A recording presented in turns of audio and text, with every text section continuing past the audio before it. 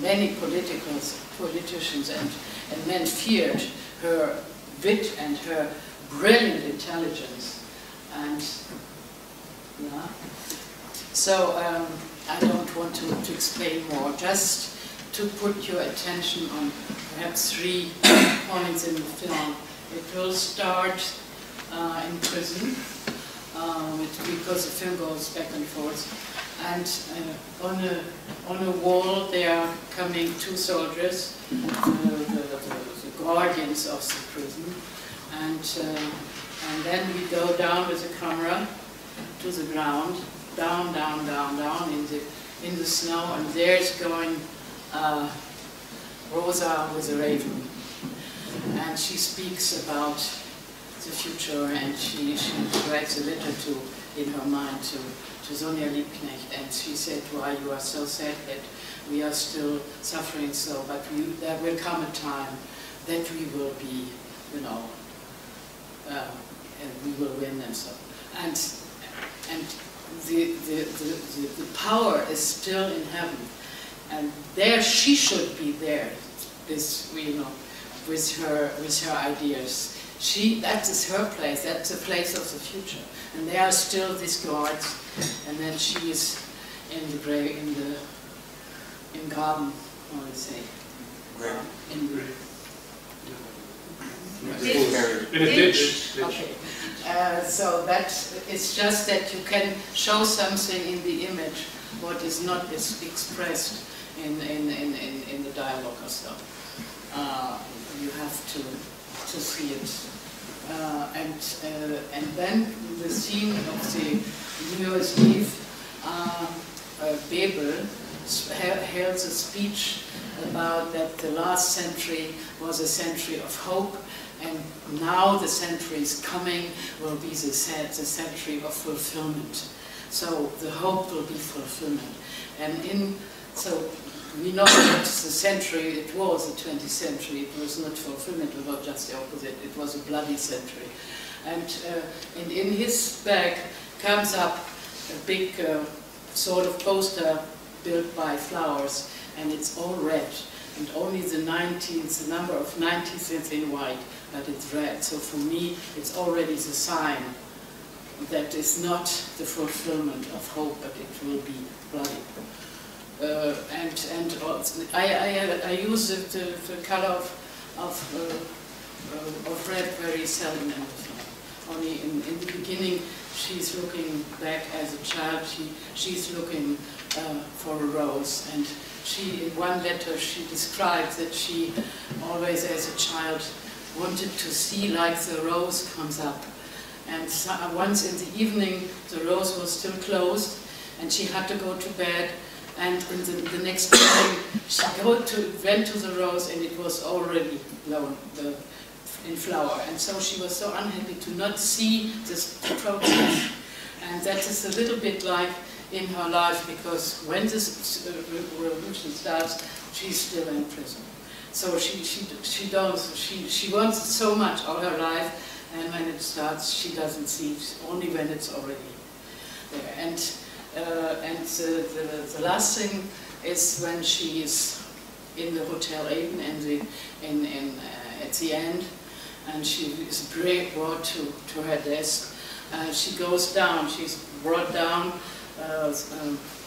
steps where it's a red carpet, and she goes down the red carpet. It's just already like a flow of blood for me, and that is the beginning for me of the bloody century, because she was murdered by officers, which then afterwards became from Nazis. She was the order.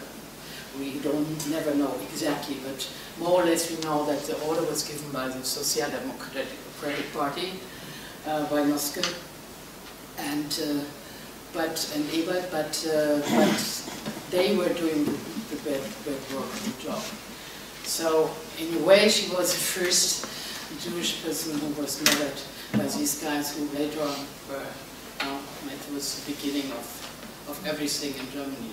So for me, it's very important, this film, because then I tried in my other films to give a portrait of Germany and German politics, always through a very personal view or personal characters. But so it's a beginning. Thank you for. Capitalism has not won yet. There's still a communism to come in Derrida's sense. But it's not the communism of the Ebert.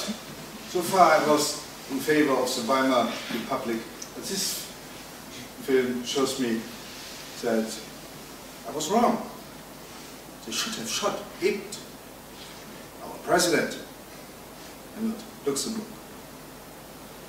And I lived in the real socialism. They praised Luxembourg and Liebknecht, but he never lived like that. And that is the thing, it is, as was understood, Marx, and for you guys you might not know, but I'm the editor of the German library of Feuerbach, Marx, Engels.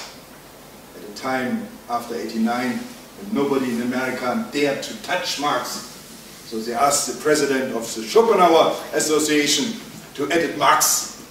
And I was happy to do that, to bring back the philosopher who said, get rid of philosophy after you live like the philosophers envisioned it. Because you don't need philosophy if you live right. But we need philosophy still quite a lot. So it is a wonderful film, I think. Very educational film, a film able to change what you thought. It's a very German film too, certainly, because people like Bebel and Kautsky, etc. For me, they mean a lot. And for you, was like the first time you heard about them. But it's the same mask you have seen in many other countries. You know, the Funktionäre, the bureaucrats. They are everywhere, and they take over, and they have their reasons, so-called reasons, which are not reasons. So I wonder how Fassbinder would have done that. And I'm kind of glad that he didn't. Because I don't think he was, you cannot say this because he was your friend, but I don't think he was up to this very strong, this important. Oh, I read the script because I was sought to make the film with this script, but he didn't have the time to still go on in the script because it was mainly Mertesheimer who wrote it. German journalist. Yeah, also, he wrote several films for him, but in the end, Fassbinder was always working without him, and so he had not the time.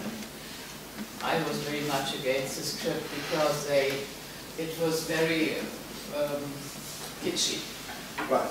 They always embraced before the sun went down and so. And what was really hurting me that all the speeches she held in the film, they invented themselves. All the speeches, all the letters in this film are her speeches and her letters.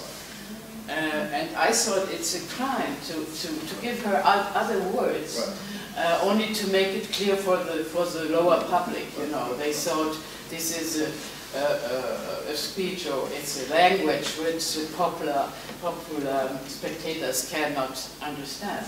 And I think that's a crime to make a film about a woman who wrote so much and had such a wonderful style. To think only because people are not able to follow, to make up your own speeches, and I found that so. Yeah, he would accept that. He would have made it Fassbinder instead of. Yeah, sure, it would have surely been interesting. Yeah, but for me, it was not possible. Yes.